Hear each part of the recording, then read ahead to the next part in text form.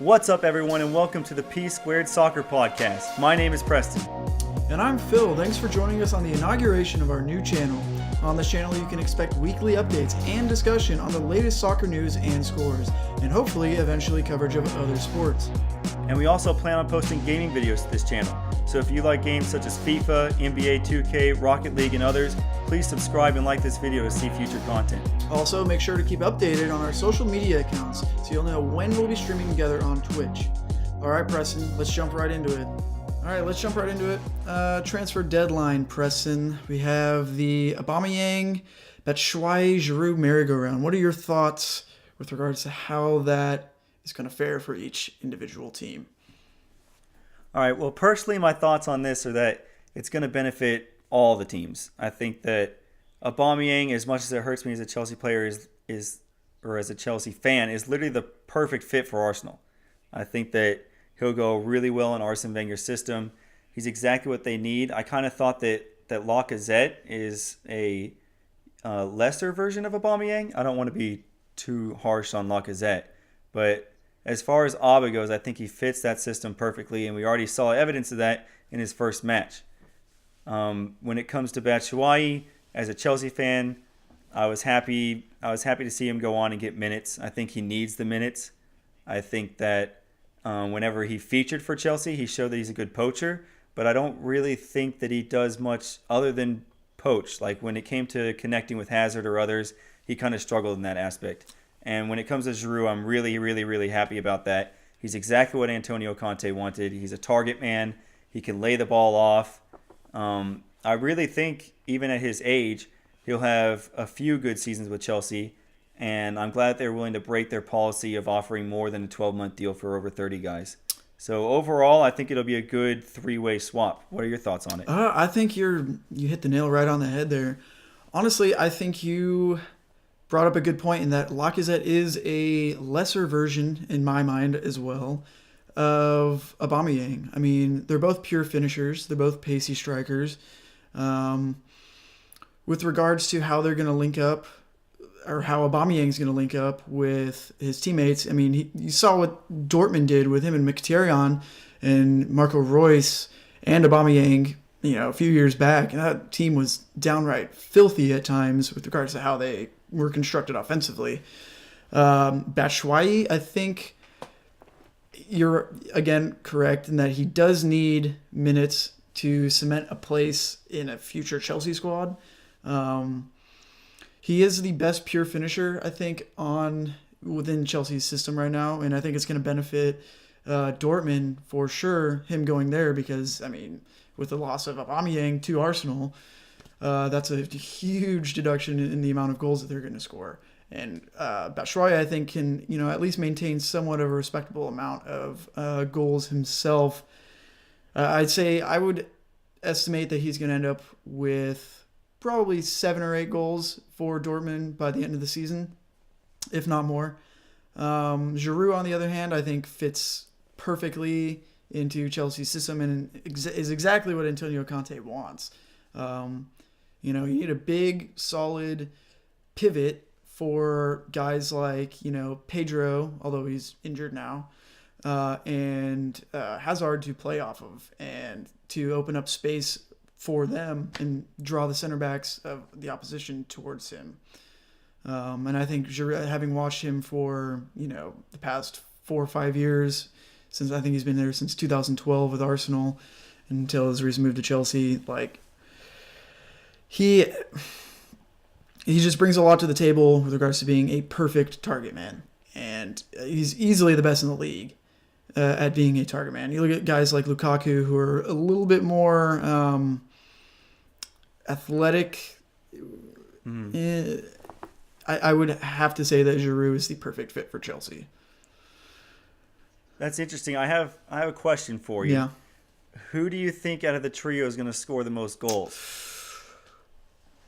Ooh. That's a tough one. I'm going to have to say Batshuayi. I think. So you think that Batshuayi in that Dortmund system will work better than Aubameyang in Arsenal's system as far as goal scoring? Because I do agree. I think that Batshuayi will score the most goals. but I think that as far as like the three forwards, who's going to contribute the most, I think it's going to be Aubameyang, as far as like their overall play.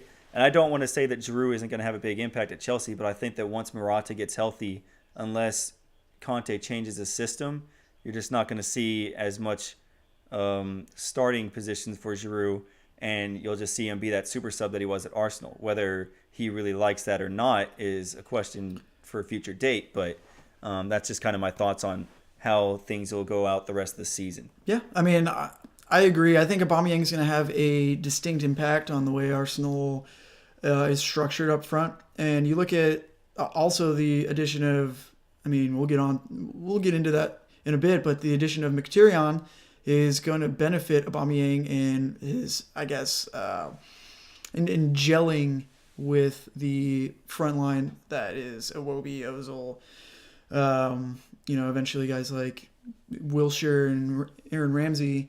He's going to gel quicker, I feel like, than the other two, just because he has a familiar face to play with, which is, Henrik Mkhitaryan. And Right. I don't know. It's going to be interesting. And back to your point on Giroud, when Morata does eventually come back, I think Giroud is going to battle for a starting position with Morata. I think, depending on how he fits the, target system that Conte is trying to implement right now. He was after Eden Dzeko, which again would have been a fairly great pickup had that gone through, but I don't see it. And if anything, it's a minuscule difference between getting Dzeko and getting Giroud. I think Giroud may be the better player option-wise for you guys up front as it is. I agree. All right, moving on, though. The Alexis Sanchez and Henrik Mkhitaryan swap deal. What are your thoughts with regards to that? Yeah, you kind of hinted on this. Personally, I think that it'll work out for both of them. I think that Mkhitaryan will work better with Arsenal. I think that he has more of a free role with Arsenal, and playing alongside someone like Ozil is gonna play a big part in his future. I think that Alexis Sanchez, on the other hand, I think you're going to see less output for him now at United. I think that's a product of Jose Mourinho's system. I think that's also a product of the type of players that he's playing with. I think Lukaku and I think that Martial, if that's going to be the trio that Mourinho sticks with, I think that's a really selfish group. We know that Alexis can be pretty selfish when he has to, and I just don't see them interlocking as well as he did attack-wise at Arsenal. And that's kind of why I think that Mkhitaryan the other way will have more of an impact, because he's given more of a creative attacking free role. And whether that's true or not, I think that Mkhitaryan believes that, which is going to help his mindset, because he seemed just kind of out of it ever since he arrived at United. Yeah, I feel like the system at United really kind of detrimented his play style, in that he wasn't allowed as much freedom as he was playing off the forwards at Dortmund. And I feel like he's going to have a slight renaissance with regards to his move to Arsenal. I think him being able to play off guys like, Aaron Ramsey, Mesut Ozil, Jack Wilshere, and having obviously that familiar face, Pierre-Emerick Aubameyang, is going to benefit him with his output offensively. I think he's going to rack up assists like crazy at Arsenal. I think, you look at the way Arsenal played or lined up against Everton, and you saw Mesut Ozil almost playing a deeper role, being that, I wouldn't necessarily say deep-lying playmaker, but you saw him drop deep to receive the ball and bring it forward and play it off to guys like, Alex Iwobi, and have them orchestrate and have Ozil sort of sit back a little bit. I think that having an orchestrator behind Mkhitaryan is going to help him a lot and open him up a lot, because you watch defenses from opposition play against Mesut Ozil, and he's closed down with 2 or 3 defenders at a time as soon as he gains possession. And having someone who's as good on the ball as Mesut Ozil, which is Henrik Mkhitaryan, is going to benefit Arsenal's system very much so, I think. And it's only going to play towards the benefit of the strikers there as well. And I feel like you'll see a lot of minutes played by, Alexandre Lacazette eventually, if he competes for a starting spot. I mean, that's the one thing about Arsenal is they've needed competition up front for a very long time now. Probably, I would say since Van Persie Adebayor. And, it's only a good thing to have two proven clinical strikers up front. And, you look at comments on social media slagging off Alexandre Lacazette. I mean, have to tell you, he starts for France a lot. Like, he's a very, very... he's already instituted himself in the squads for the French national team. And you saw what he did at Lyon, and his scoring record speaks for itself. And granted, like, people can argue that, Ligue 1 isn't as competitive as the Premier League is, and it's not as physical, but I do believe, I mean, you look at the way he plays, his hold-up play is not that bad. I believe Lacazette's first touch is what he needs to work on at the moment. But, back to Alexis at United, I think you're correct in that he's going to have a lesser output because of Mourinho's system. He's going to have less freedom he's going to have less time on the ball, I think. And, that's his main strong suit is his ability to get past defenders and slot himself into scoring positions. And I just feel like he's not going to be able to get that at United. And I feel like his output's not going to be as much. And granted, like, I could be wrong because, you look at Mourinho teams of the past, you look at Eden Hazard for that title-winning Chelsea team that Mourinho coached a few seasons back. And it's essentially the same role that Alexis is going to be playing. So you never know. His output could be stronger, but at the same time, who knows? Alexis. I want to clarify that. I want to clarify that I do think that Alexis will be successful at United. My point was more that I think that a lot of people are just dismissing Mkhitaryan's move to Arsenal. Oh yeah. And I don't know if they are now that we're a week later and Mkhitaryan just had his 3 assists a game that he just had, but. I do think that there is some dismissal like Mkhitaryan with some has been. And I think that he's just going to be really successful at Arsenal. He really fits that system. But that doesn't mean I think that Alexis Sanchez is going to do bad. I do think that Sanchez is a quality enough player that it doesn't matter what side you throw him in, he's going to produce some magic. He's just got that skill. Yeah. But I'm just not sure if at his age and the expectations on his wage bill that are thrown at him, if he's actually going to live up to that. But I do think he's going to be successful. He's a very good player, and I don't want it to come off as like sour grapes from either of us. Oh yeah, absolutely not. And not to take anything away from Alexis, but he does have a lot to live up to on that, whatever it's rumored to be wage bill of £350,000 plus. And I mean, paying that for a 29-year-old who's on the verge of turning 30 this year, I believe. Right. Is a lot to ask. And, you have to ask yourself, what does he bring to the squad that guys like Martial and, Marcus Rashford didn't bring in that same exact slot? It's going to be interesting, to say the least. Yeah, and it's interesting because at his age, the big thing that you worry about at age is pace. And Alexis is he's pretty pacey, but I wouldn't say that's what he relies on. His dribbling, his technical ability, his shooting, those are all much stronger aspects. But I do want to move on to another pacey player, and that's Theo Walcott's move to Everton. As an Arsenal fan, I want to know what your thoughts are on this.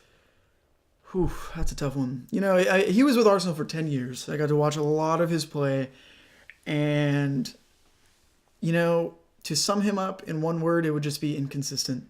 He could be lightning fast, like absolutely demolish a slow fullback, on that right flank that he played for a while. And granted, he also played up front for a bit.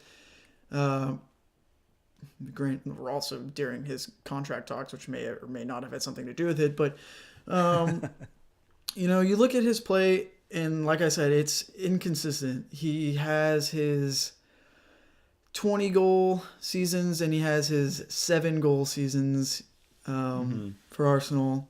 And you look at what he brings to the table for Everton, and I genuinely feel like he may flourish there. I think he is going to be quite an addition. I just feel like he did not fit Arsenal's system with regards to their very short pass, link-up play, and almost tiki-taka style that Arsene Wenger imposes on all of his squads. And I just feel like he didn't fit the bill there. And looking at him linking up at Everton, and that first match that he played, I think his output was 2 assists. Am I right? Yeah, I think you're right about that. And looking at that, like that's what he can bring to the table. Is he's quick to get past players, and he's quick to set up play, and he's also quite a pretty damn good finisher. What are your thoughts? Theo's always someone that I've kind of watched from afar. I try to watch as many games as I can. I try to catch it, especially with Arsenal being a London rival. But I agree with you in the fact that I think that he'll flourish in Everton's system. It's kind of a different change for him. Some would say that it's bad to leave a club after 10 years because you've gotten so accustomed to that, but it can also be some sort of revival for him. And I think that he was definitely being phased out of the Arsenal squad. Oh, yeah. So I think this is a good move for him. I think that this is just a personal opinion, but I think that this is going to be one of those moves where it's like, he has one really strong season and, he kind of becomes loved by the Everton fans. But I think that he's just going to kind of flicker out as the years go on. Obviously, he's getting up there in age. And like I mentioned earlier, he's a pretty pacey player.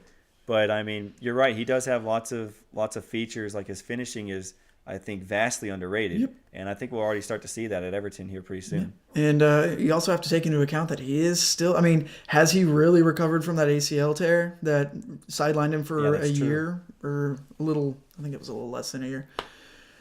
All right, I want to get your thoughts on Ross Barkley to Chelsea. Yeah, this is an interesting one for me because, when the rumors came out, especially in the summer, we thought we had this transfer locked up, and whether it was Chelsea that stopped it during the medical or like it was reported that Ross Barkley backed out in the middle of his medical, at the time I was kind of like, yeah, so be it. He's injured right now. He's got another 6 months before he's healthy. But now that the deal's gone through and that I've had time to reflect on it, the more I think about it, I like the deal. My whole thoughts on Chelsea's transfer situation in January, I thought that they had better prospects that they could have gone and got. But I am happy with the business that they did. I don't think they did bad business. We signed Ross Barkley for £15 million. I think that's a great deal for a young player like him. And there's no doubt at Everton he's shown flashes of being a real class player. He's got all the attributes. The problem has been inconsistency with him. Now that injury, you don't know how he's going to come back from that. But it'll be a learning process for him. I think going from the golden boy at Everton, coming up through their academy and all that, and now joining a huge club like Chelsea, and the expectations that come with that, where he's trying to fight out not just Willian and Pedro for a possible inside forward spot, behind our striker, but also if we run that 2-forward system where we have a center attacking mid behind him, he's going to be fighting with Fabregas for that role. So it's going to be interesting to see how he carves that out, how the competition plays. But there's no doubt he's a talented guy, and I'm looking forward to seeing him in a Chelsea shirt. Yep. That might just be me, being a little bit of a homer. But but I am looking forward to seeing what quality he can bring for us. Yeah, and to compare two players, I would compare Ross Barkley from I would compare him to Alex Oxlade-Chamberlain.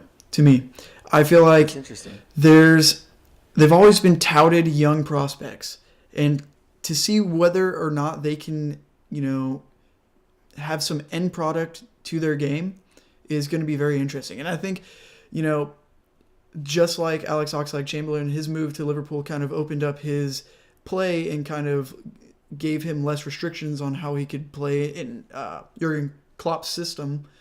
I think the same thing is going to happen for Ross Barkley at Chelsea under Antonio Conte. I think he fits there or I think he fits Chelsea's system to a T. I think he's pacey. He has very good ball control, and he can get past his man. And playing in positions that coincide with guys like Hazard and Fabregas, he can play off of them fairly easily there. And it's the one thing I'm looking at with him is whether or not he can produce goals and assists, because that's what we've been hearing about this entire time, is that he's a fantastic offensive prospect. And that's what we need. I mean, that there's no doubt about it. That's what we need. We need that output right now. We'll talk about Chelsea's performance and their future here in a little bit, but right now Chelsea fans are desperate for someone to get on the score sheet other than Hazard. Yeah. All right, moving on. What do you think of the Riyad Mahrez Broadway show that's going on over at Leicester City? Yeah, every year it's a new transfer request. Leicester City must be collecting them like baseball cards at this point, because it's getting absolutely ridiculous. And I'm not really sure what Mahrez was expecting. I mean, it's been 2 years now where he's tried to force a move out with a transfer request, and both times they've been totally just snapped up and declined. Yeah. But this whole situation is really interesting. Riyad Mahrez is a good player. He's a really good player. He's super technical. His dribbling is incredible. And when he goes, Leicester goes. I mean, I think that was pretty evident during the title-winning season. And I think that most would agree that he had a decent year last year. It wasn't his form from 2 years ago. And Leicester's form pretty much followed suit. But this year he's back on it again. And I do think that this is his last year with Leicester. I think that we'll see him move in the summer. I just hope it's not to Manchester City. I think that whole thing was absolutely ridiculous. That Leroy Sané gets hurt for, 6-8 weeks or something like that. It might be 10 weeks now, now that we know the extent of it. But, to lose someone like that after you sign Bernardo Silva in the summer, that's who I'd want to see step in for Manchester City at this point. They have, great options on the bench. They have a great academy. That should be noted. They have lots of good academy boys.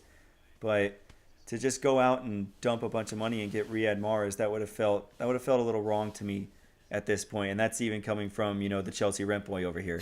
So, my thoughts on it. I do think that we'll see Mahrez move. I'd be interested to see him in like La Liga. I think that if he went to one of the big teams in La Liga, I'd like to see him flourish, because I think in that system, in that league, I think that you'd see a lot of good from Riyad Mahrez. Yeah, and he's one of those players that relies solely on his time on the ball that he gets. And granted, he is pretty good at moving into space, but I think you're right. I mean, I personally would have loved to see him move to Roma last year, which was the rumored interest for Riyad Mahrez at the time. But I think you're right. I think he would flourish absolutely in La Liga. I think it would be the detriment of his career to move to Manchester City at this point, because, I mean, you have guys like Sané and, Raheem Sterling that he's competing for position-wise. And, whether or not that would be a good move on his part, I honestly can't say for myself. And I think it was kind of a strange bid from City, because it was last minute, £60 million for him? Something like that. Yeah, and it was, the day before? Yeah. It was very last minute. It was the day after Sané getting injured, I believe. And, for what he's done for Leicester, they should allow him to move, because, I mean, granted, I believe he's on some long-term contract that he recently signed, like a year or two back. But at the same time, he's a fantastic player. And on the ball, I would probably not take many over him that are in the Premier League right now with regards to his dribbling assets. And, he's a fairly good finisher, and his ability to set up and create chances is another thing that I believe is one of probably his biggest stronghold as a player. And,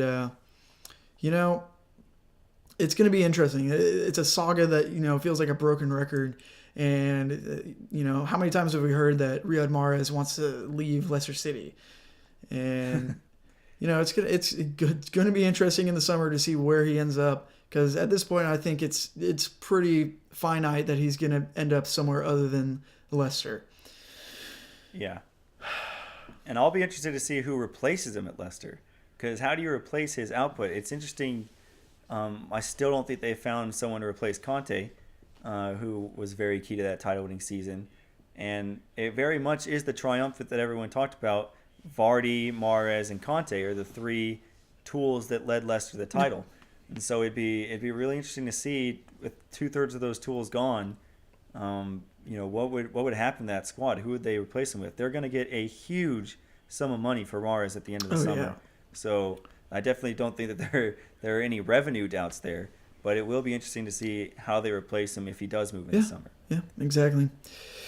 But someone that is moving in the summer is Goretzka, Leon Goretzka, going from Schalke to Bayern in your typical Bundesliga feeder club situation, it seems like. I don't want to be too harsh, but I'd like to hear your thoughts on that. Well, how many times have we seen it before? I mean, you look at Lewandowski, you look at Mario Götze. I mean, Hummels. How many players from opposition rivals has Neuer. Yeah, Manuel Neuer. How many players from opposition rivals has Bayern Munich swooped in, gotten in their ear and told them to run down their contract until they can sign for a free in the upcoming summer transfer window? How many times has that occurred? I can't Way even. too many I to can, count, yeah, to be too many honest. to count. And to me, that's exactly what is wrong with these. I would say less broadcasted leagues like the Bundesliga is, where you have one or two huge clubs like it would be in La Liga, who just absolutely pick off the best players from their opposite rivals. And you look at Goretzka, and he's a fantastic prospect, and I mean, a great player as it is. But like having him, like, what is it doing for his career to move to Bayern Munich? You win the Bundesliga. Like why not further yourself career wise and move to another league? I don't get why. I mean, is it every Bundesliga player's dream to end up at Bayern München? Like I don't see the. I really just don't see the benefit of that. Like, other than playing for a Champions League team, he could have gone to any Champions League. He could have gone to Real Madrid if he wanted to. He was that good of a player. But, again, what benefit does it bring to him to go to Bayern Munich? Well, I mean, what are your thoughts? I don't know. In this situation, I do think that it's very much, especially in the Bundesliga, I think that it is like every young kid's dream coming up in the Bundesliga is to play for Bayern Munich. And it's a totally different atmosphere compared to what you see in the Premier League. I think even in La Liga, everyone aspires to play for Real Madrid or Barcelona, but in the Bundesliga, it very much is just one club. Everyone wants to go to Bayern, and Bayern has a stranglehold on that league. And I really don't think that I would have much of a problem with it because, it's big clubs just kind of staking out the little clubs. It's what you see all over Europe. But my biggest problem with it is that they keep on running down their contracts and going to these clubs they keep on going to Bayern on a free. And that definitely sits wrong with me. And I know that, like in Dortmund's case, they wanted to keep Lewandowski for their Champions League run. And I do respect how Lewandowski went about his business in that, where he totally played for the club all the way up until the end when they lost and then became a Bayern player. But it's just frustrating to see a prospect like Goretzka and all these other German prospects that we see. These are obviously, as evidenced by World Cup finishes, these German prospects are very, very good players, and we never get to see them outside the Bundesliga. I thought it was a gigantic deal when Toni Kroos went to Real Madrid because we just got to see a German player play, in a different league and adapt so well. And so I would like to see more of these prospects come to other leagues. I'm happy to see Leroy Sané in the Premier League, even though he dominates us. It seems like every time I watch him, he's such a good player. And you have like Julian Draxler in League, but he'll probably be moving here soon. He doesn't have much room at PSG. So it's an interesting scenario, but I do think it's very much a culture thing in Germany compared to other leagues where these young German kids are encouraged to stay in Germany, and then obviously they're going to work their way up the totem pole until they play for Bayern. Yeah, I mean, you hit the nail on the head. It's kind of a shame that the the competition in the Bundesliga all seems to funnel into one team, and you know, it can't be good for the league itself. It can't be good for publicity. I mean, we already see how we feel about it, and I'm sure there's tons of other German football fans that are not too happy with what's going on in the league with regards to that. And as far as I can see, it's not a good move for. I mean, it may be for Bayern, and maybe it's a great move for Bayern. Goretzka's a fantastic player, but right. For Goretzka himself, I would have loved to see him play for like a Real Madrid or Atletico Madrid, even even Serie A. Like bringing someone like him to Serie A would have benefited that league, and it would have benefited Goretzka because it would have gotten him more exposure as a player. And I feel like that's the problem with Bundesliga players going to Bayern, is that they're not getting marketed properly, and having the stranglehold that Bayern does on that league is just it can only be a detriment to that league. Well, it's interesting. I think that marketing-wise, they probably do get marketed really well in Germany. We're here in the States, so we don't get to see how they're marketed in Germany. But I do think that, being a German player for Bayern, you'll get marketed well, just as you see the English players in England get marketed. True. But I don't know. It's just kind of tiresome, to see these kids come up through their academies. Like Manuel Neuer, that was a huge deal when he left Schalke. As a Schalke kid, came up through their academy and just immediately went to Bayern. I know that the fans threw a fit over that. Oh, yeah, they were not happy. And, you're kind of seeing it duplicated here with Goretzka. It's an interesting situation, and I think that it's a pretty good conversation to have. So, I mean, I want to know what people's thoughts are in the comments here. I want to know what they think on Goretzka's move to Bayern. If you think that Bayern's stranglehold in the Bundesliga is a good thing, a bad thing, let us know your thoughts so that we can see it, and maybe we can see a different opinion than our own. Yeah. All right, moving on. We've got Philippe Coutinho moving to Barcelona. How do you view that transfer? Yeah, that's interesting. I like Coutinho a lot as a player. It's always been funny to see Liverpool fans, compare him to the best in the Premier League, and they always tried to play him off as the best in the Premier League. And now we see him go to Barcelona, so it's almost a little bit of a confirmation for them, I guess, because Barcelona is one of the biggest clubs in the world. And it's a little bit of schadenfreude on our part. Yeah. They paid a hefty sum to acquire Coutinho. Do I think that Coutinho is worth that sum? No, I don't think that Coutinho is worth the price they paid for him. I think that Coutinho is a great player. I think that Barcelona kind of got taxed on their name, I guess I would say, for the transfer, because as much as Coutinho can do, and I mean he's an incredible passer of the ball, he's an incredible striker of the ball, his free kicks speak for themselves. He has so many good qualities, but can he be that like Iniesta type replacement for Barcelona? Because I think that's what they're kind of counting on him to be. They have so much in the attack already. Where is he going to fit in this system comfortably to where he can really showcase his abilities like he did at Liverpool? I'm not really sure. I'd like to hear your thoughts on that, because it's a little, it's just a little dicey for me, I guess. It is dicey because what role is he going to fill in that squad? Is he going to play the, furthest forward attacking midfielder? I mean, I don't see how he benefits how Barcelona is going to play. I mean, with regards to the fact that they already have players that fit the same bill as him. I mean, you look at Ousmane Dembele. I mean, what does Coutinho bring to a squad that Dembele doesn't? Even Messi. I mean, Messi, if you look at the position that Coutinho, held for Liverpool, it's essentially what Messi is playing at Barcelona right now. Right. Which is essentially the creative force in the front of the midfield. And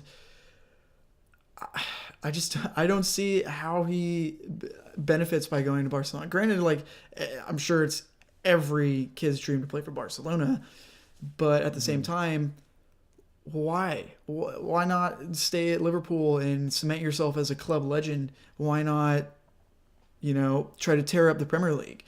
I don't understand that move on my part, and I think Barcelona vastly overpaid for him, Yeah. like you said.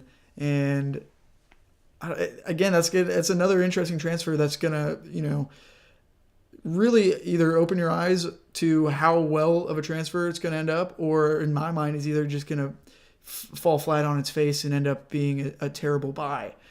And you know, we can only wait and see. So yeah. Yeah, it'll be interesting. I think that I don't know. I think that you're right when it comes to. I would have liked to see Coutinho stay at Liverpool and become a Liverpool legend. I feel for the Liverpool fans. It seems like every time they get a really good player, Barcelona just comes knocking and steals them away from it at this point. Um, they need more Stevie G's at that club at this Yeah. point. It's it's it's just frustrating to see, even as a fan of the Premier League myself, being a Chelsea fan, it's tough to see the top talents of the Premier League go to like a Real Madrid and a Barcelona. And like, don't get me wrong, I can completely understand that. I know, especially in Brazil, Real Madrid and Barcelona, they are the dream clubs. But it just hurts to see, the top talents from the league go elsewhere. I'm experiencing that right now with all the Real Madrid Hazard rumors.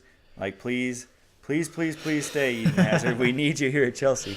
But it's just, I like to see each club have that person that they count on. And I mean, fair play to Liverpool. Mohamed Salah he's quickly become that Oh, person for he's Liverpool. quickly He is, filled Coutinho's shoes at the hearts of Liverpool fans. With yeah, regards to the fact that he is absolutely destroying the league. But yeah. He's taken over the Premier League at this oh point, yeah, and I couldn't be happier for the guy. He was such a quality prospect, and I really hope for the best at Chelsea. But he just never fit Mourinho's system in my mind. yeah, I mean, Klopp's system is so much different than Mourinho's system. Salah is really, really flourishing, and his finishing ability is so incredible to watch to see how much he's developed since he left Chelsea, It's went to Roma, and now at Liverpool. It's it's far crazy. surpassed what I thought he was even capable of. I Yeah, mean, I've always liked the guy. I've always watched him, especially when he was at Roma. And, I just, the way he played there really translated to how he is faring for Liverpool so far. And he's absolutely filled Coutinho's shoes with regards to his finishing ability and chance creation. I think Liverpool certainly don't miss Coutinho at this point, but it would have been yeah, I really agree. interesting to see how Coutinho and Salah would have fared playing together and having them play off of each other. And I feel like Liverpool fans, deep down really wanted to see that happen. And Yeah, they only yeah, got a they only taste got a of it. taste, and to see what that They only squad is got a taste capable of it of. for a couple months, Yeah.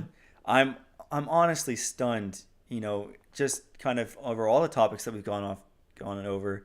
I'm stunned at the amount of transfers we saw this Oh January. yeah, I've never seen a January window me like neither. this. So many big names going just across the world to different teams, and you never see that, especially with Champions League going on. Like, Coutinho can't even play for Barcelona in the Champions League. Yeah, He transfers from Liverpool to Barcelona to just play in the league, which Barcelona is basically already wrapped up. Like, it's shocking to see these transfers. It really is. all right, moving on. Mesut Ozil extending with Arsenal. How do you feel about that? Okay, this is personally, I think this is the biggest move of in all of January. I think that, especially after the Sanchez transfer, I thought that Arsenal could have gone off a cliff really quickly. I mean, I thought that they were treading water with their league position, the way they've been playing. All the vitriol towards Arsene Wenger, and then the group that loves Arsene Wenger. So you had a fan base divided, and I just thought that Ozil being the key to Arsenal, and not Alexis Sanchez, Ozil is the key to Arsenal's attack. If he were to leave on a free, I thought that was just gonna take Arsenal fans apart. They were literally just gonna drop. But that's why I think that this extension, this is the big move of January. This keeps Arsenal firmly in that top four battling position. I think that they very much could get a Champions League spot this year, even though they're sixth right now. I mean, it's so tight at the top, or I should say, it's so tight from second to sixth, not at the top of the league. Manchester City have a little bit of something to say about that, but this is a huge move for Arsenal, and I'm sure that you as a Gunners fan are just absolutely jumping for joy. I'm sure that all of you Gunners fans are jumping for joy because not only did you get Ozil, you got Aubameyang, you got Mkhitaryan. It was a great window for y'all. Um, but yeah, Mesut Ozil, he is the creative playmaker in that side. He pulls all the strings. He picks out passes that I could never dream of seeing. And all the other aspects of his game are super underrated as well. I mean, he's a good finisher. We've seen that evidence plenty of times. He's not quick, but he's good He's enough very with his pace to agile. get around. Yeah, he's very agile, and his dribbling is incredible. But, I Otherworldly, mean, yeah. It's yeah, otherworldly is a good way to put it. But his passing is definitely it's a class apart. It's up there with the best of the world, and whoever you want to list off in that best of the world, I'll leave that up to y'all. But I would put Ozil firmly in that top discussion as a passer. So this is a big deal for Arsenal, and I want to know your thoughts on it. I mean, if you look at his reasoning, and this is for my Wenger in, Wenger out crowd, is his reasoning, and I'm quoting, is that essentially he stayed because of Arsene Wenger, and he stayed because Wenger had trust in him, and he had trust in Arsene Wenger, and essentially was viewed by his son as Arsene Wenger, or he viewed Arsene Wenger as a father figure to him. Mm-hmm. And you look at what that means as a club. It means I don't think Arsene Wenger is going anywhere anytime soon. I mean, it's I believe 3.5 year deal that he signed, something like that. And yeah, I'd have to look it up. I should know this, but you hit the nail right on the head. He is the he's the composer for the offensive orchestra that is Arsenal's play. And what Mesut does is, I would have to say, bar none, he's got to be the best number 10 in the world. I mean, and that's not me being biased as a Gooner, but me genuinely objectively looking at his play. I mean, even back when he was at Real Madrid, you look at what he did with Ronaldo. Like how many assists he racked up just playing with Ronaldo. Having a guy like Ozil in your squad, having that eagle eye that can pick out an impossible pass or silkily move away or get himself into a scoring position or a chance creation position is, it has been the key to Arsenal's play since he joined. And anyone who honestly thinks otherwise is a fool and hasn't been watching him closely enough, because you may have his doubters saying that his body language, blah, blah, blah, isn't what it should be. He doesn't have the passion that that a lot of the English pundits look for in a player, but at the same time, you can't negate what he's done for the club and the image of the club in and itself. Like, you look at his loyal fan base as a single player, it's absurd. Mesut Ozil has, rabid fans, from all over the world. And just from a marketing standpoint, that is amazing for Arsenal. And he's not just important on the field, but on the pitch, he's important for the marketability of Arsenal as a club. And I feel like it is, you're completely right, it's the biggest move of the transfer window. And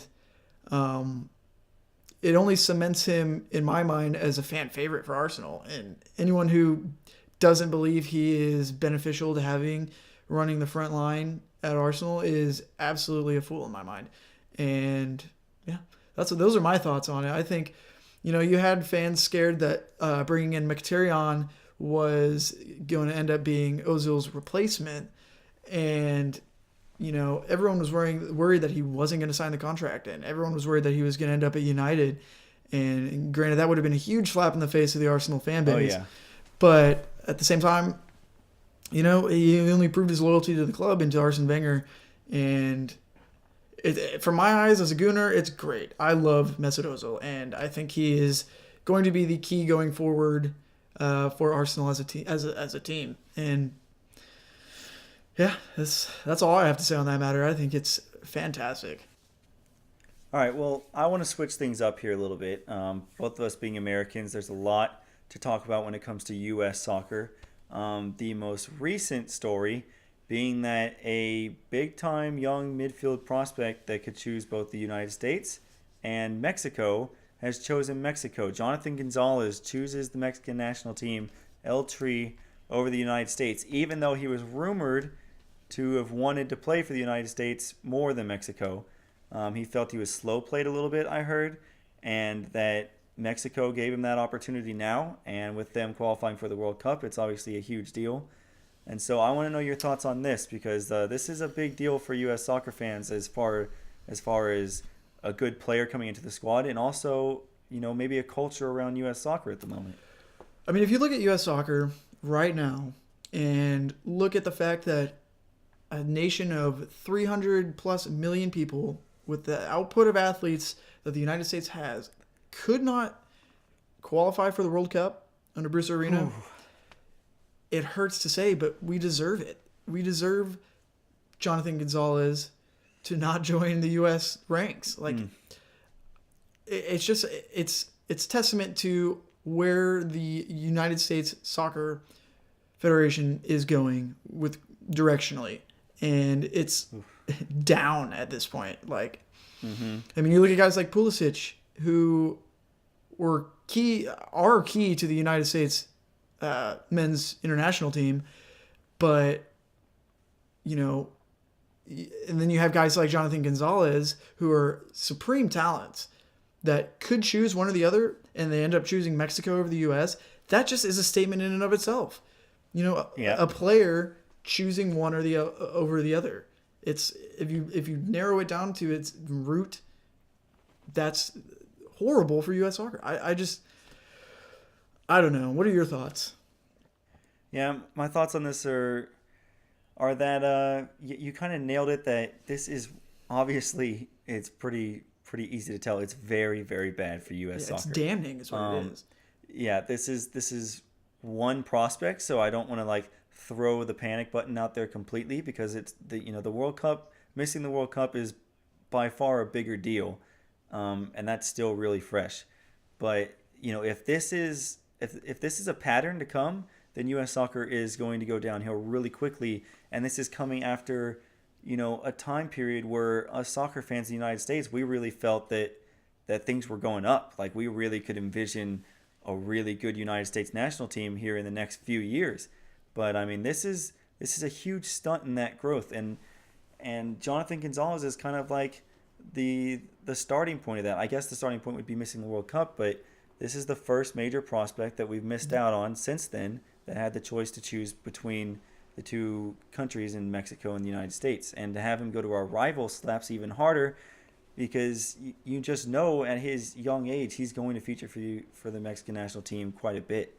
And so the United States, they're going to have to get creative. I know that we have lots of presidential candidates running for president of the USF or USSF, which is a big deal. I'm really, really glad. Well, fingers crossed that Sunil Gulati will be gone. And I'm totally looking forward to whoever comes in with fresh ideas. I mean, we got lots of interesting people: Kyle Martino, Eric Winalda. I mean, some really interesting candidates out there, and I'm interested to see how their platforms play out, who ends up winning the presidency. But there's so much to discuss in U.S. soccer. I mean, we couldn't cover it in this podcast. That has to be fixed. I mean, the pay-to-play system is awful. Oh, yeah. That has to be scrapped. We have so many good prospects that can't even afford to further their soccer careers. And in this case, we've always been told that soccer is the easiest sport for a kid to play. You just get a ball and you start kicking it around. You learn to keep the ball, attached to your foot. And there's just no development there if they have to go and pay thousands of dollars as a young kid to play. So that's my biggest problem with it is pay to play. Yeah. But I mean, there are plenty of problems with the national team. Older players have to get phased out. But you can only hope that Jonathan Gonzalez is a one-time situation and that once we elect a new president, things go by quickly. We start to go after our dual nationals more because the dual nationals have been the best players in the squad for quite a while now. Oh, yeah. Pulisic is a dual national. He is the best player in the squad. Easily. Fabian Johnson's been crucial. All these dual players that we have, Jermaine Jones, they played huge parts in World Cups that we played. So it's really important for the United States to get back to their roots and to get back to the drawing board. I mean, I'll be really interested to see who they end up hiring as their head coach after the presidential election has taken place, and I'm sure it's going to be after the World Cup. So we'll have lots to talk about then. Just as long as it's not Bruce But Arena, I'll be okay with yeah, it. I don't think that I could do with a Bruce Arena Part 3. Yeah. I mean, that's worse than 20 Fast and Furiouses. That is that's getting in bad territory. All right, though. So we But, got Yeah, go ahead. Premier League previews for the weekend. Premier League previews for the weekend. Well, I think we got to start at the most important part, and that would be the North London Derby. It's a huge deal, and I don't even want to try to steal your shine on this one. Give me your thoughts on the North London Derby. It's a tough call. I mean, you look at what's happening at Tottenham right now, and they're playing fantastic football. And, I mean, granted, you had the drama occurring against Liverpool with the questionable penalty decisions. Yeah, that was interesting. Yeah, again, it's showcasing the Premier League refereeing right there. But I would say going into the North London Derby that it is a even-headed. I don't think there's one team that has an advantage over the other. I think, Arsenal may have some sort of renaissance going on right now since, we have the transfers of Pierre-Emerick Aubameyang and Henrik Mkhitaryan that are, we're still waiting to really see what the strongest form of those additions is going to be. And, this is, again, being the second match that the two are, most likely going to play together and start together. It's going to be very interesting to watch. But personally, I believe I think it's going to end in probably a 2-2 draw. Ooh, big scoring draw. Yeah, it's at Wembley, and any North London derby is a home crowd for both sets of fans, especially at Wembley, where there's going to be a large allotment of away tickets available. I don't know. A 2-2 draw is what I'm going to say is going to happen. Probably much to the it's probably something that Arsenal fans don't want to hear from me, but that's how I think it's gonna play out. How about you? So it's interesting. I feel like I've said that a lot this episode, but this is a really tough one to predict in my eyes, because if you would have asked me this a week ago, I would have told you that Tottenham were going to run over Arsenal. Oh yeah, me but too. After seeing that performance, and I mean, I know that Everton, they looked just absolutely awful, and that is a credit to Arsenal and how they played. I think it's also just a really bad day for Everton. I don't think that the scoreline, is going to be that every time that those two clubs get together, I guess we'd say. But Arsenal, they're in incredible form. Tottenham had that crazy match, but they did just recently beat United at Wembley handily. Yeah, I mean, they comfortably. dominated that match. Yeah, they dominated that match against United. And so, playing at Wembley it's interesting in the fact that Tottenham have finally started to establish that home field there. We're halfway through the season, a little over halfway, and they've kind of found that groove at Wembley. But I mean, Arsenal lately at Wembley have knocked it out of the park. It seems like every time they go there, they win. So, if I had to put a prediction on it, I'm going to say that Arsenal's going to win this one, actually. I think that this is going to be a 2-1 win. I think that Aubameyang is going to get on the score sheet. And I think that it'll be a late goal, but I don't think it'll be from one of the big boys. I think it'll be a scrappy goal that Arsenal pulls out at the end. And, all hell will break loose after that, I'm sure, in North London. So I'm certainly looking forward to watching it. I'll be tuning in, of course. Even as a Chelsea fan, you have to appreciate the great derbies in the Premier League. So I'll definitely be watching with high interest. As will I. All right, we got Everton Crystal Palace. Okay. Everton Crystal Palace. This is at Goodison Park, right? Yes, it is. Yeah. Okay. Everton's gonna win this one. I'll say 2-1. 2-1. What are your thoughts? I think Everton's going to pull up a 4-0 win. Oh, big time. You have to look at Zaha being out for Crystal Palace. Yeah, that's a big deal. That's a big deal for them because he's essentially the only thing keeping them up right now. Feels like it. Yeah, and it's going to be interesting. I will say it's going to end up shellacking by Everton. Next up, we got West Ham Watford, and in my mind, Watford is going to run away with this one. I think Really? David Moyes' squad at West Ham is heavily underperforming. I think Chicharito should be the main guy there, and he's not performing. And granted, whether or not that's because of David Moyes' offensive formation up front, you never know.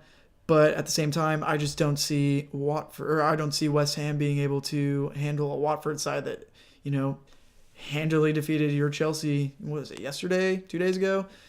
Yeah, that was a bad sight to see. Credit to Watford, they played really well. Chelsea, once they went down to 10 men, I had zero faith that they were going to pull that out. Chelsea are a mess right now. We'll get to that when we do their preview. But you know what? I'm gonna say the West Ham playing at the Olympic Stadium. I think that they'll feel invigorated enough to pull out a draw. I just don't think that Watford are as good as they showcased against us, and I'm gonna say that this is a 2-2 draw in the end.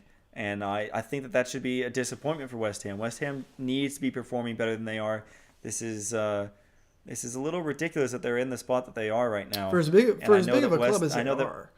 Right, and I know that West Ham, when they moved into that stadium, they expected them to be competing for Europe every year now. I mean, that's the natural progression. As a London team, you get a big stadium, you have cash to spend, you would expect them to compete, and they've gotten some big names in the squad.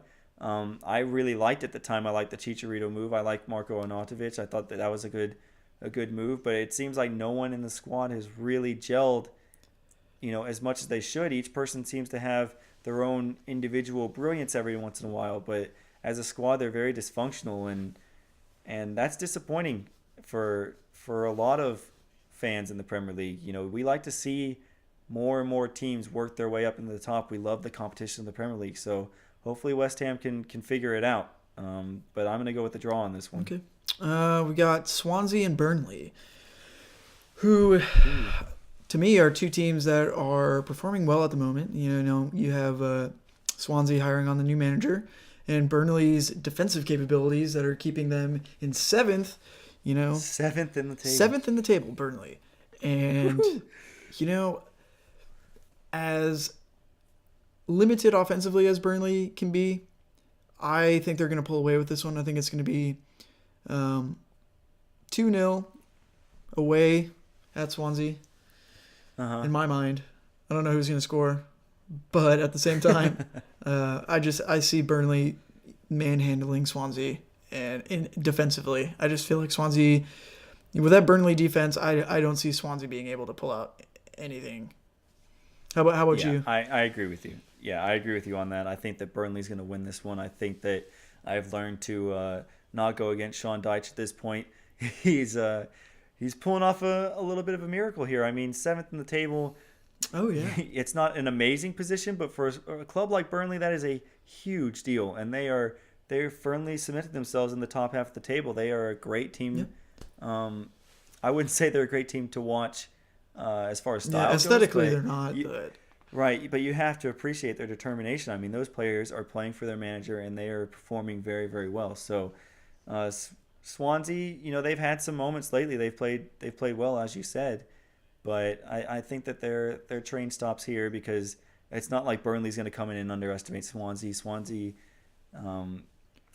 they're not a big name, but Burnley's used to beating the not big names, I guess you could say. So, I like Burnley's chances in this one. I'm going to go with them in a 1-0 result. Definitely keep a clean sheet, though, right, with that defense? Yeah, absolutely. All right, moving on, we have Manchester City and Leicester City. Oh, okay. I'll take the lead on this one. This is at the Etihad, right? Yes, it is. Yeah, okay. So Man City's going to win. I'll just start off with that. But I love watching Manchester City and Leicester City play. Look at the fixtures in the past. especially recently. Those two have played some high-scoring, really intense, fun fixtures to watch. This is a match that I'll definitely tune into. I think that Man City wins. I think that the Pep Guardiola train just keeps on rolling. But Leicester will scare him, I think, and I'm gonna go with a three. I'm gonna go with a 3-1, but it's gonna be a late third goal that seals it for Man City in the end. Yep. Completely in agreement with you there. I think City is going to keep the train a rolling. I think Leicester's going to come out with a good performance. I see, Jamie Vardy maybe scoring their one goal, but I'm going to say it's going to end up 2-1 to City, Manchester City, that is, at the Etihad. Moving on, we have Huddersfield and Bournemouth at Huddersfield. I think this is going to end up a 0-0 draw. 0-0 draw. I mean, that's a fair result. Huddersfield is gonna have to pull out all the stops right now since they're sitting second from bottom in the table. Bournemouth has looked good as of late, but I feel like Huddersfield's gonna end up parking the bus so they can save some points. And I don't know. I want to hear your thoughts on this. Yeah, I'm gonna go with a 2-0 win for Bournemouth. Even at Huddersfield, I like Eddie Howe. I like his style. I think that Bournemouth, for the type of squad that they have, they play really good football, especially against the lower sides, the bottom half of the table sides. Even against the top half of the table sides, they play well. But I'm going to go with the 2-0 win for Bournemouth. I like Eddie Howe's style, and I think that that'll be enough to get over a really struggling Huddersfield side right now. Yeah, precisely. You got it. Got Newcastle at St. James against United. Who do we have there? Okay, well, I'm going to go with a little bit of a shock result here. I'm going to go with a draw. I'm going to go with a 1-1 draw. I think that Newcastle will be up for it, especially Manchester United coming in. Rafa is the manager. I definitely think they're going to be up for this. And I think it's going to be a pretty dull performance from both sides, to be honest. And I could see a 1-1 draw happening. Yeah, I'm with you there. I feel like United is underperforming at the moment. You saw what happened the other week against Tottenham. I just feel like, Newcastle, again, another team that's 1 point out of the relegation zone. I feel like they're going to pull out all the stops defensively and park the bus and pull some Mourinho-style football and end up with I say either 0-0 or 1-1. And okay. After that, we have Southampton-Liverpool. Okay, so wait, do you mean Liverpool versus Liverpool B? That's kind of the impression I get. It's Liverpool, future Liverpool. I'm sure those jokes have been rehashed well enough, and I'm sure that you'll let us know in the comments. But it's always funny to look at those transfers for sure. Liverpool are going to win this. Liverpool are in good form. I like what Jurgen Klopp's doing. I think they're hitting their stride at the right time. It scares me as a Chelsea fan because they're starting to pull away from us a little bit. I think they're only a point ahead, but Chelsea's lost that gap. I'm gonna go 3-1. No, I'm gonna go 4-2. This is gonna be a high scoring game. Salah, yes, of course. Egyptian Messi is gonna go with probably 2 goals. I mean, it's just standard at this point. Yeah, I'm with you there. I'm going to say 4-0 Liverpool.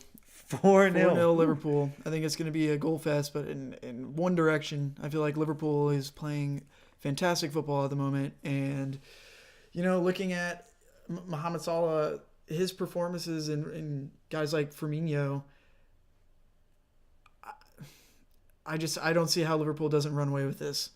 I'm going to say Salah's going to have 2 goals, and then I have no idea who else is going to score, but I feel like they're going to be 2 more scrappy goals, but Salah's going to pull out the individual performance out of the hat again and dismantle Southampton. Moving on, we have on Monday, Chelsea versus West Brom. But before we get into that, I think that we forgot Stoke versus Brighton. I don't think that we mentioned that we one. We do have Stoke versus Brighton. Yeah, so we might as well get that in before the Stoke fans come and destroy our houses. You never know with Stoke fans. Stoke and Brighton. This is at Stoke, right? I believe so.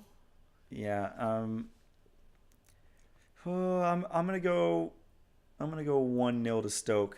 They'll win it at home. It probably won't be a great performance, but they'll love it. They need the win. They need the points.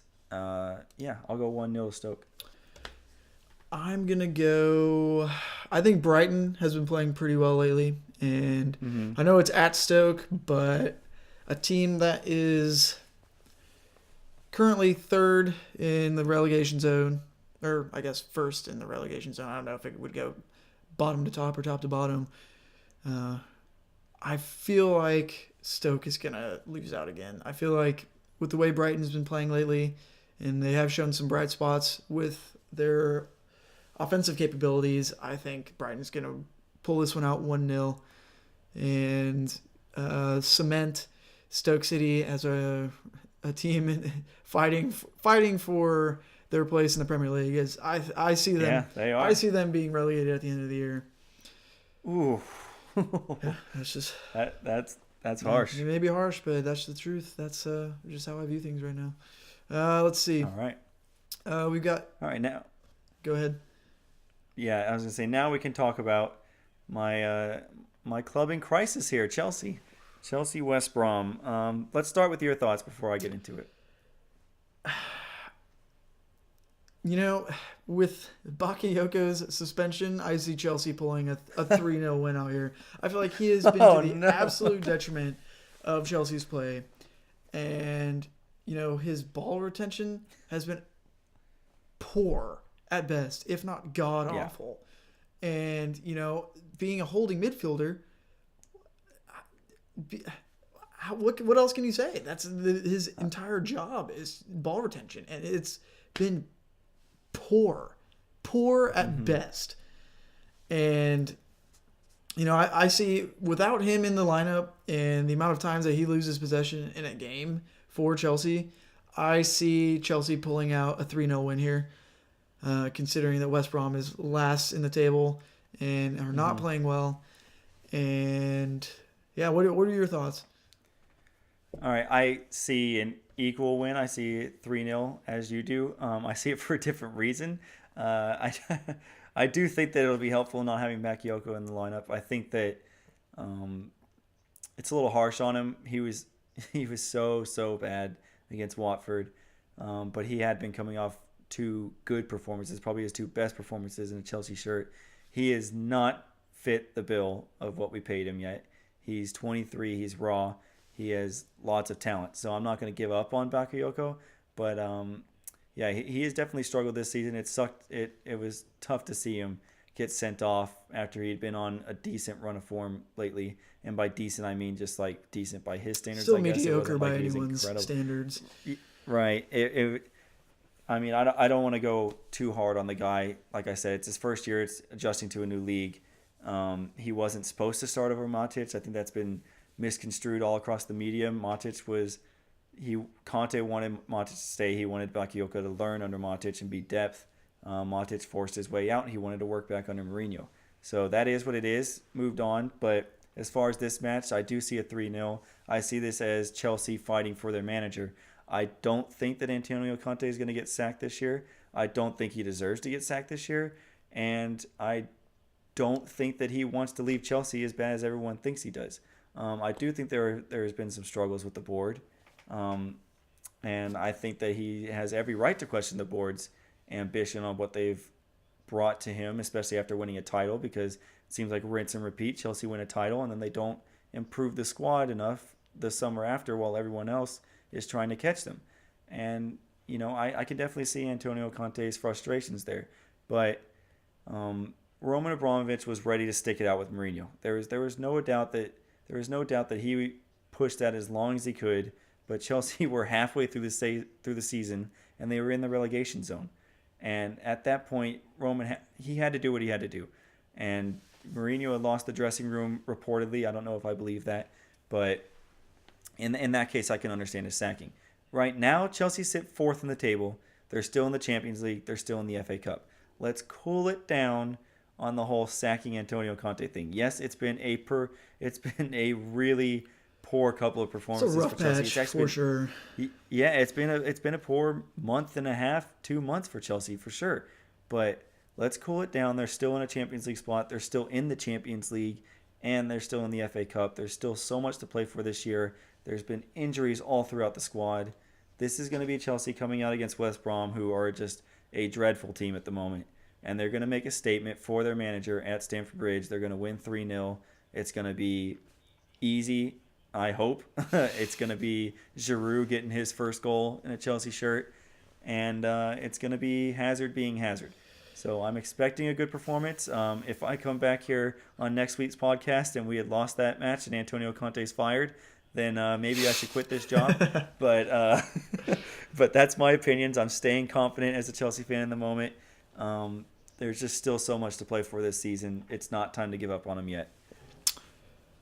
All right, well, a week after the transfer deadline, I hope you enjoyed our coverage of pretty much the main deals that went on throughout the Premier League, and other various deals that occurred throughout Europe. Do you have any more thoughts, Preston?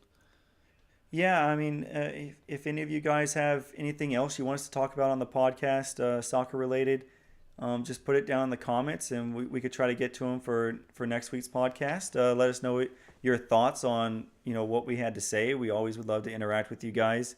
As we said in the beginning, keep a lookout for live streams from us where we're going to go on Twitch and we'll play games. There's a lot more to come on this channel than just our podcast, but we totally want to give you guys our thoughts on everything going on in the soccer world, future thoughts, hopefully on other sports. And we just want to take this channel into a good spot. We thank you for listening along with us and for going through each segment. And don't forget to subscribe to our channel. Don't forget to put a like on the video, and we'll see you next time. Till next time.